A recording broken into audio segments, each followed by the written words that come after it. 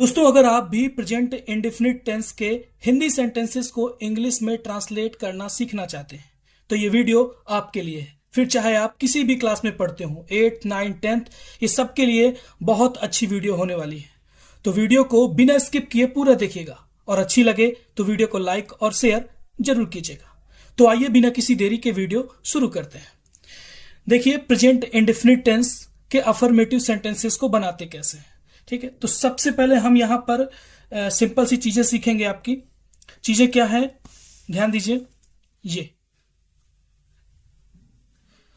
अगर किसी सेंटेंस के लास्ट में कोई भी वाक्य दिया हो, उसके लास्ट में ता है, ती है, ते है, ये सारे शब्द अगर आए तो वो प्रेजेंट इंडेफिनिट टेंस होता है।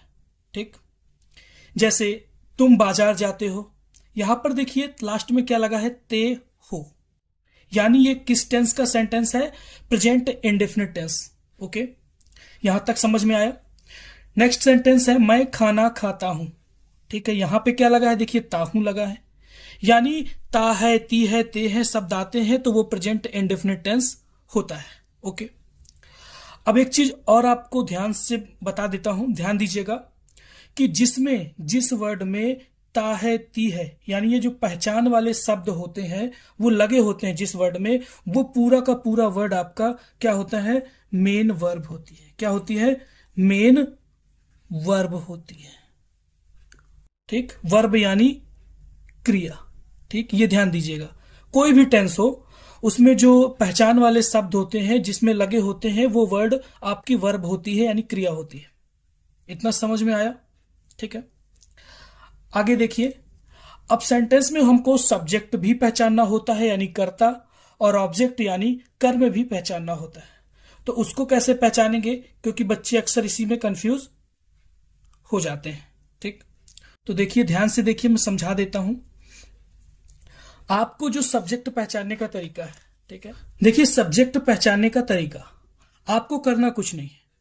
आपके सामने एक एग्जाम्पल दिया है, मैं खाना खाता हूं। ठीक, तो सबसे पहले सेंटेंस में आपको वर्ब ढूंढना है। अब मैंने बताया कि वर्ब जिसमें पहचान वाले शब्द लगे होते हैं वो आपकी क्या होती है, वर्ब होती है। तो सब्जेक्ट यानी कर्ता पहचानने के लिए कौन लगाकर वर्ब से प्रश्न करिए, कौन खाता है, तो जवाब क्या निकलेगा सेंटेंस में कि मैं ही तो खाना खा रहा। तो मैं यहां पर क्या है, आपका सब्जेक्ट यानी कर्ता है। ठीक, एक सेंटेंस और लेते हैं, समझिएगा। वे यहां रहते हैं। ठीक, अब इसमें हम वर्ब ढूंढे। पहले वर्ब यानी ता है, ती है लगा, यानी कि ये पूरा वर्ब है। ओके, और सब्जेक्ट पहचानना है तो कौन लगाकर प्रश्न करिए, कौन रहता है। ठीक है, कौन रहता है, वे, जवाब तो ये निकलेगा। तो वे आपका यहां पर क्या है, सब्जेक्ट हो गया। इतना समझ में आया। आगे देखिए, इस स्कूल के प्रिंसिपल बच्चों से प्रेम करते हैं। लास्ट में ता है, ती है लगा है, ये प्रेजेंट इंडेफिनिट टेंस है, और जिस वर्ड में ये लगे हैं वो पूरा क्या है, आपका वर्ब है, यानी प्रेम करना, ये वर्ब हो गया। ठीक, तो कौन लगा करके प्रश्न करिए, कौन प्रेम करते हैं, तो जवाब क्या निकला, इस स्कूल के प्रिंसिपल, यानी इतना बड़ा जवाब निकला। तो ये इतना बड़ा पूरा ये क्या है, आपका सब्जेक्ट है। ठीक है, इतना समझ में आ गया कि सब्जेक्ट कैसे पहचानते हैं। ठीक, अब मैं आपको ऑब्जेक्ट यानी कर्म पहचानने का तरीका बताता हूं। इन्हीं सेंटेंसेस में आप समझ लीजिए कि कैसे पहचानते हैं। हम ऑब्जेक्ट पहचानने के लिए भी इसी से प्रश्न करते हैं, बस फर्क इतना होता है कि ऑब्जेक्ट जब पहचानना होता है हमको तो हम क्या लगाते हैं,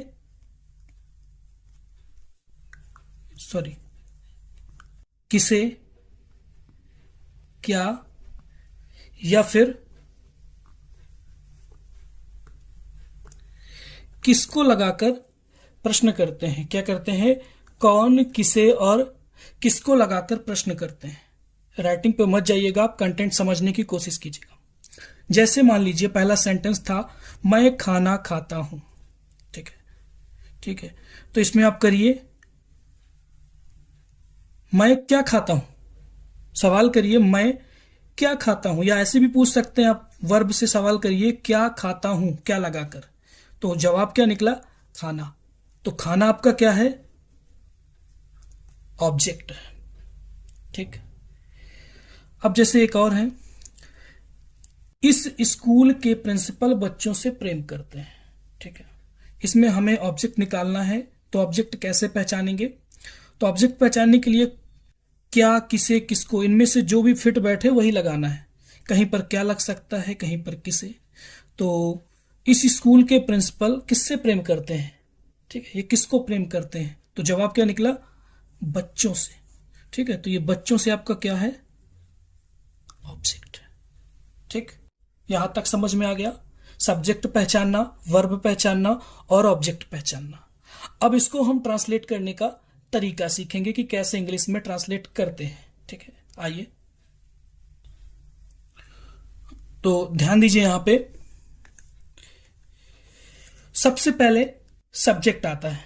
ठीक, सब्जेक्ट के बाद वर्ब की फर्स्ट फॉर्म आती है, फिर वर्ब की फर्स्ट फॉर्म में एस और ईएस लगाया जाता है। कब लगाते हैं एस और ईएस, ये हम आगे बताएंगे। फिर ऑब्जेक्ट यानी कर्म आता है, और फिर अदर वर्ड्स आते हैं। ठीक, ये होता है रूल। मान लीजिए आपका जो सब्जेक्ट है, ठीक, कर्ता, वो सिंगुलर पर्सन है, ही, सी, इट, या किसी का नाम हो सकता है।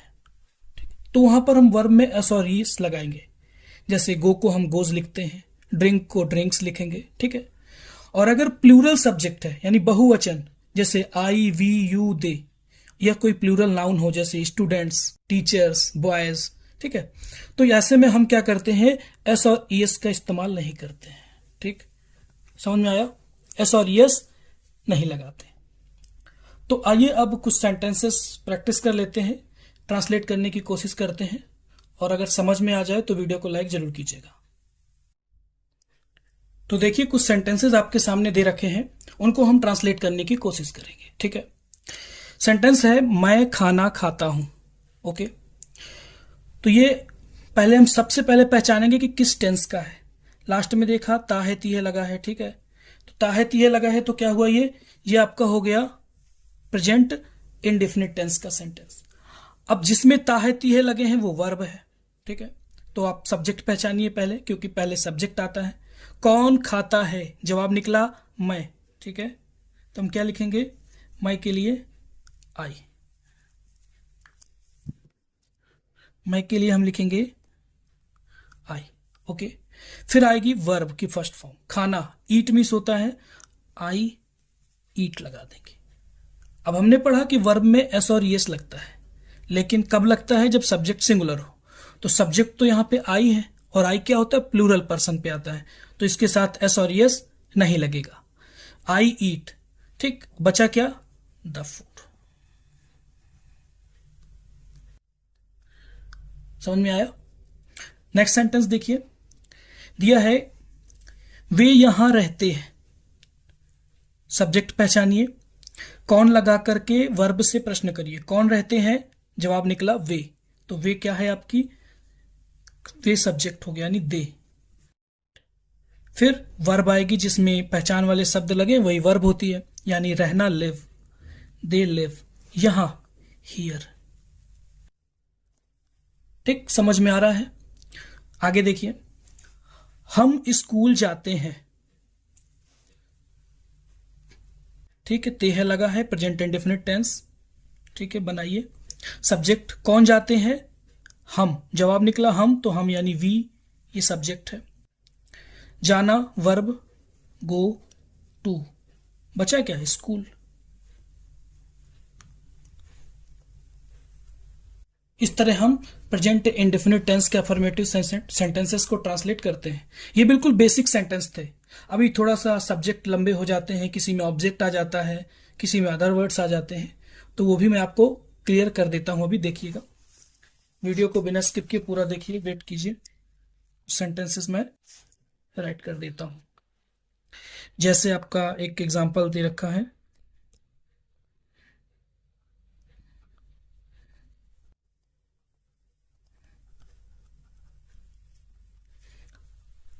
अकबर की सेना ने उन्हें हरा दिया। समझिएगा बात को। अकबर की सेना ने उन्हें, सॉरी,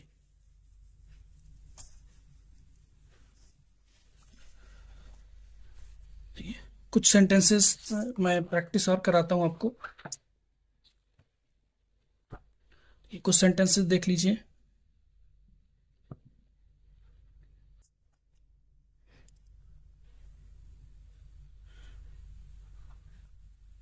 मेरे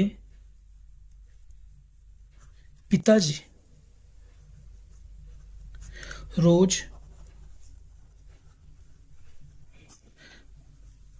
अखबार पढ़ते हैं। समझिएगा, मेरे पिताजी रोज अखबार पढ़ते हैं। सबसे पहले हम पहचाने कि कौन से टेंस का है। ता है ती है लगा है, ये प्रेजेंट इंडेफिनिट टेंस है, ठीक। और जिसमें ता है ती है लगे हैं वो क्रिया है यानी वर्ब। तो अब हम सबसे पहले सब्जेक्ट पहचान लें, कौन लगाकर। कौन पढ़ता है यानी कौन अखबार पढ़ता है। तो जवाब क्या निकलेगा, मेरे पिताजी, एक साथ निकला, यानी कि मेरे, माई, पिताजी, माई फादर। ओके, फिर वर्ब की फर्स्ट फॉर्म आती है यानी पढ़ना, रीड होता है, रीड लगाएंगे। अब वर्ब में एस और यस लगेगा कि नहीं। माई फादर, फादर्स तो है नहीं, फादर है, सिंगुलर पर्सन है यानी एक है, एक वचन, तो रीड में एस और यस, रीड्स, ठीक। अब क्या, रीड्स के बाद कुछ वर्ड्स बचे हैं, अब ऑब्जेक्ट पहचानना है, तो क्या लगाएंगे, क्या पढ़ते हैं। ऑब्जेक्ट पहचानने के लिए सवाल कीजिए, क्या पढ़ते हैं, तो जवाब निकलेगा अखबार, रीड्स द न्यूज़पेपर। क्या बचा, रोज, मतलब डेली या फिर एवरीडे, जो आप लिखना चाहें वो आप इस पे राइट कर सकते हैं, ठीक। एक एग्जांपल और देख लीजिए। कुछ बच्चे मैदान में खेलते हैं, ठीक।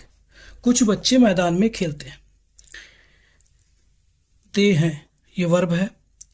कौन लगा करके वर्ब से प्रश्न करिए तो आपको सब्जेक्ट मिलेगा। कौन खेलते हैं, तो जवाब निकला कुछ बच्चे। तो कुछ बच्चे यानी कुछ के लिए लगाते हैं हम सम, और बच्चे के लिए चिल्ड्रन, ठीक है। फिर आएगी वर्ब जिसमें ता है ती है लगे हैं, खेलना, प्ले। ओके, अब चिल्ड्रन क्या है, प्लूरल है, तो हम प्ले में सॉरी यस नहीं लगाएंगे, प्ले। अब देखिए यहां पर कोई ऑब्जेक्ट नहीं है, तो जब इतना सेंटेंस बन गया, ठीक। अब सवाल आता है कि सर बाकी जो वर्ड्स लिखे उनको कैसे लिखेंगे। तो याद रखिए बाकी सब जो हो गए हैं उनको बंद कर लीजिए, और जो बचा है उसको पीछे से बनाया जाता है, हमेशा रूल है पीछे से। तो मे की मीनिंग इन, मैदान में, इन द फील्ड, हमेशा पीछे से बनाएंगे, ठीक। वीडियो अच्छी लगी हो और आपको अगर ये प्रेजेंट इंडेफिनिट टेंस के अफर्मेटिव सेंटेंस को ट्रांसलेट करने के जो रूल्स हैं वो अच्छे से समझ में आ गए हों, तो प्लीज़ ज़्यादा से ज़्यादा शेयर कीजिएगा और चैनल को सब्सक्राइब जरूर कर लीजिएगा। ओके, तो मिलते हैं अगली वीडियो में, तब तक के लिए गुड बाय।